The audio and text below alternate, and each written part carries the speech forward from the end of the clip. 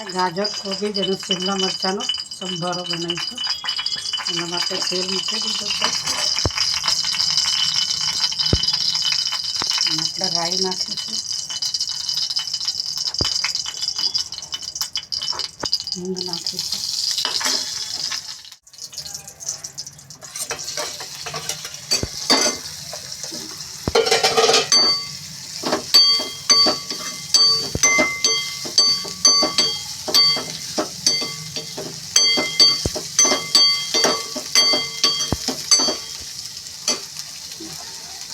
અને બહુ ચડવાનું નથી હોતું એટલે આપણે હવે થોડોક ચાટ મસાલો નાખી નાખીશું.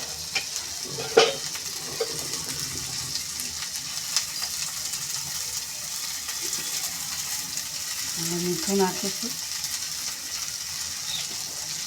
ચાટ મસાલો અને સ્વાદ અનુસાર મીઠું. અને ગેસ ખાસ રાખીને હલાઈને તરત બંધ કરી દેવાનું. પાણી ના વળવું જોઈએ અને આપણે ગેસ બંધ કરી દઈએ. અને આને આપણે ખુલ્લું જ રવા દેવાનું.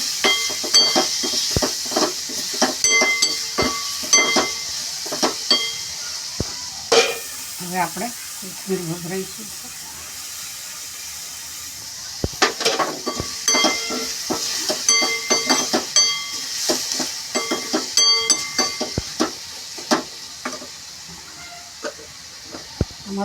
કેપ્સિકમ મરચાં છે, શિમલા મરચાં કે જેનાથી આપણને કેલ્શિયમ મળે.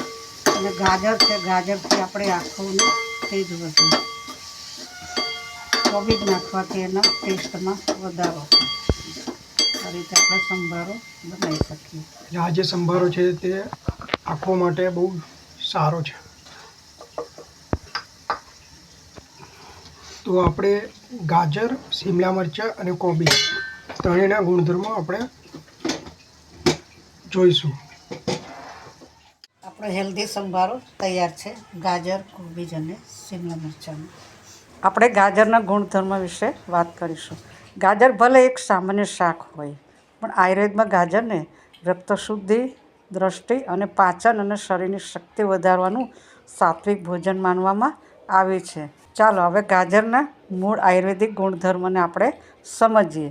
તો ગાજર સ્વભાવથી સાત્વિક છે અને શરીરને શક્તિ, પોષણ અને શાંતિ આપે છે. તે વાત, પિત્ત, કફ ત્રણેય દોષોનું સંતુલન કરે છે. ખાસ કરીને પિત્ત દોષને ઘટાડે છે અને શરીરની ગરમીને નીચે લાવે છે. ગાજરના મુખ્ય 2 રસ છે. તેનો રસ મીઠો છે, તે શરીરને અને બળ વધારે છે, છાતીમાં ઠંડક આપે છે અને શાંતિ આપે છે. તેનો કસેલો રસ છે, તે રક્ત શુદ્ધ કરે છે અને શરીરમાંથી ટોક્સિકને બહાર કાઢે છે, એટલે કે શરીરમાંથી ગંદકીને દૂર કરે છે. એક અનોખું સંતુલન જે ગાજરને ઉત્તમ ઉપચારાત્મક ભોજન બનાવે છે. હવે ગાજરનો આપણે સ્વભાવ જાણીએ તો તે લઘુ છે, હલકું છે, પચવામાં હળવું રહે છે, સ્નિગ્ધ છે, થોડુંક મૃદુ છે, શરીર પર નરમાઈની અસર કરે છે. બાળકથી લઈને વૃદ્ધો સુધી સૌ માટે તે ખાવા યોગ્ય ગણાય છે. તેનું વીર્ય ઠંડક આપે એવું છે.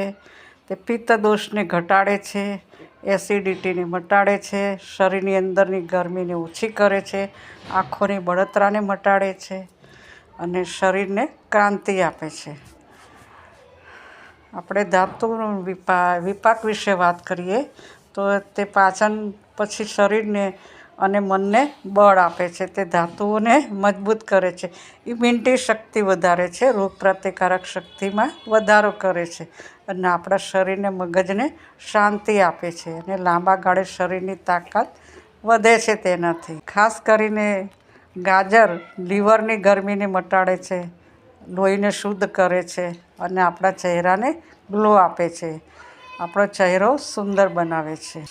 મોઢા ઉપર થયેલા ખીલ અને એલર્જીને મટાડે છે. આંખોની દ્રષ્ટિ વધારે છે, એટલે આપણે જોવાની ક્ષમતામાં વધારો કરે છે. જે લોકો મોબાઈલ વાપરતા હોય, લેપટોપ ઉપર કામ કરતા હોય, ઓફિસમાં કામ કરતા હોય, બાળકોને પરીક્ષા સમયે વાંચવાનું વધારે હોય તો એ લોકોએ ગાજર ખાસ ખાવું જોઈએ. તે પચવામાં બહુ જ હળવું છે, તે કબજિયાતને દૂર કરે છે અને આંતરડાની ચિકાશને સાફ કરે છે. તે સ્કિન માટે બહુ સારું છે અને શરીરની તમામ ગરમીઓને તે દૂર કરે છે. ગર્ભાશયની પણ ગરમી મટાડે છે. પીરિયડમાં થતી તકલીફ બહેનોની મટાડે છે અને રક્ત શુદ્ધ થતું હોવાથી ચહેરાનું તેજ પણ વધે છે. તેનાથી હૃદયની લોહીની નસો મજબૂત બને છે. કોલેસ્ટ્રોલને પણ એ સંતુલિત રાખે છે અને નર્વસ સિસ્ટમને પણ એ સારું એવું હેલ્પ કરે છે. જ્યારે વધારે શરદી કે ખાંસી હોય ત્યારે આપણે ગાજરને ઓછું ખાવાનું. વધારે કાચું ખાધું હોય તો ગેસ થઈ જતો હોય છે અને બહુ ઠંડા સ્વભાવના લોકોએ મર્યાદિત પ્રમાણમાં ગાજરને ખાવું જોઈએ. આ રીતે જોવા જઈએ તો ગાજર બહુ પૌષ્ટિક આહાર પણ ગણાય છે. તેને સલાડ તરીકે ખવાય છે, તેનો હલવો બને છે, તેની જુદી જુદી વાનગી બનાવીને આપણે ખાઈ શકીએ. હવે આપણે શિમલા મરચાં વિશે વાત કરીશું. તો શિમલા મરચાં રંગીન, મીઠા અને ક્રિસ્પી હોય છે.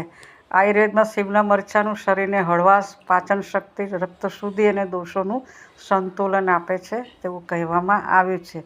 રંગ પ્રમાણે તેની અસર થોડી ઘણી બદલાતી હોય છે. હવે આપણે આયુર્વેદિક પ્રમાણે શિમલા મરચાંના ગુણધર્મ વિશે વિચારીશું. તો સ્વભાવથી તે લઘુ છે, પાચનને મદદરૂપ છે, શરીરને ઠંડક આપે છે, પિત્ત દોષને શાંત કરે છે અને કફને વધારતું નથી પણ હળવો સંતુલિત રાખે છે. માનસિક શાંતિ આપે છે, હળવી ઉર્જા અને રક્ત શુદ્ધિનું ગુણ ધરાવે છે.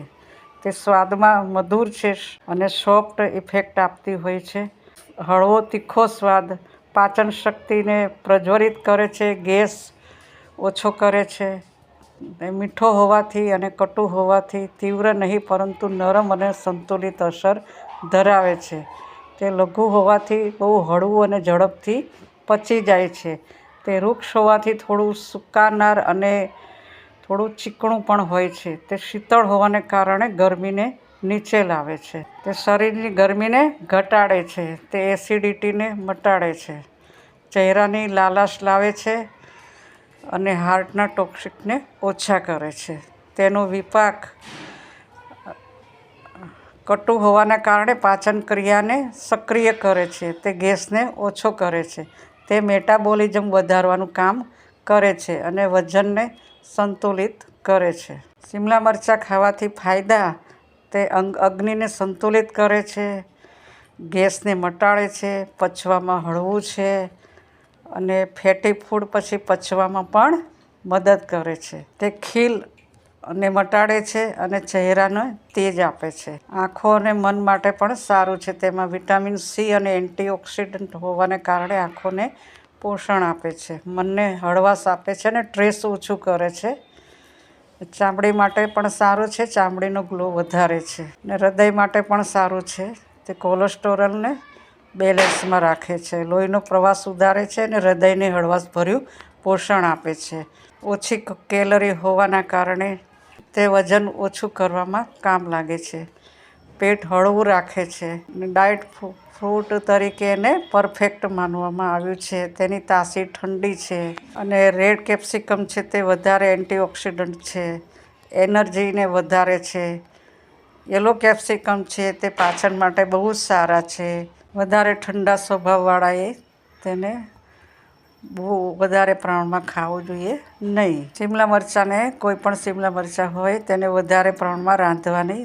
આમ શિમલા મરચું દેખાવમાં ભલે હળવું હોય પણ આયુર્વેદમાં તે પાચન શક્તિ, રક્ત શુદ્ધિકારક અને શાંતિ રાખનાર છે.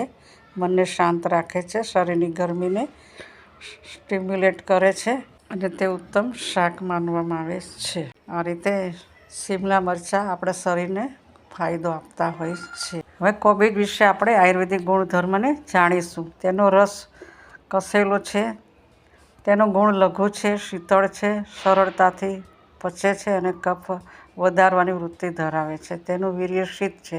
તે શરીરની ગરમીને ઘટાડે છે એટલે કે પિત્તને શાંત કરે છે. શીત સ્વભાવ હોવાથી પિત્તને ઝડપથી શાંત કરે છે એટલે કે એસિડિટી મટાડે છે. પિત્તજન્ય રોગો હોય તેમાં તે ફાયદો આપે છે. તે લઘુ અને શુષ્ક હોવાથી વાત થોડું વધી શકે છે અને જોઈન્ટ પેઇન અથવા તો વાયુવાળા એનો ઉપયોગ ઓછો કરવો. કફ દોષમાં તે શીતળ અને મધુરસ હોવાથી કફ વધારવામાં મદદરૂપ થાય છે, એટલે કે તેનાથી કફ વધી શકે છે. શરદી ખાંસી દરમિયાન કાચી કોબી ખાવાની ટાળવી જોઈએ.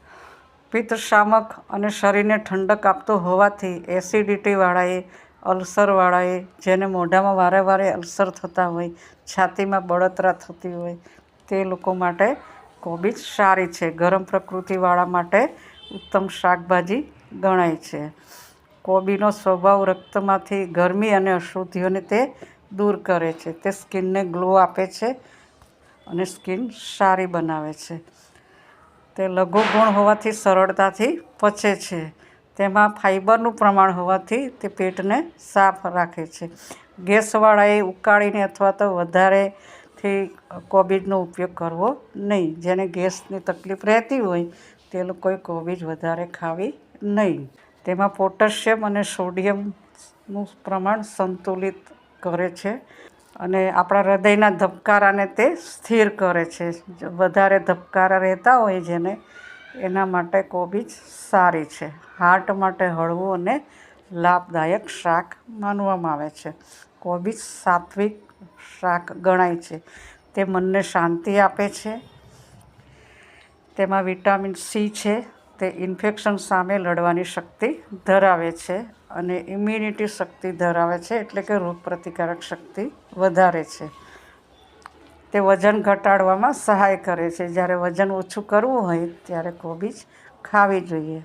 હળવું અને ઓછી કેલરીવાળું હોવાને કારણે લાંબા સમય સુધી તૃપ્તિ આપે છે. ડાયટ માટે આદર્શ ખોરાક ગણાય છે કોબીજ ક્યારે ન ખાવી જોઈએ. જેને શરદી ખાંસી કફ વધારે હોય તેણે કોબીજ ખાવી જોઈએ નહીં. અને જેને ગેસ એસિડિટી થતી હોય એ લોકોએ કાચી કોબીજ ન ખાવી, પણ પકાવેલી કોબીજ ખાવી.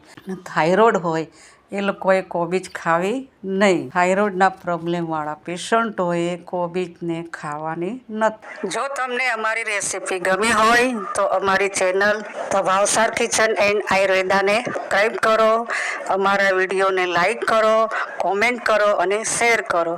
Thank you.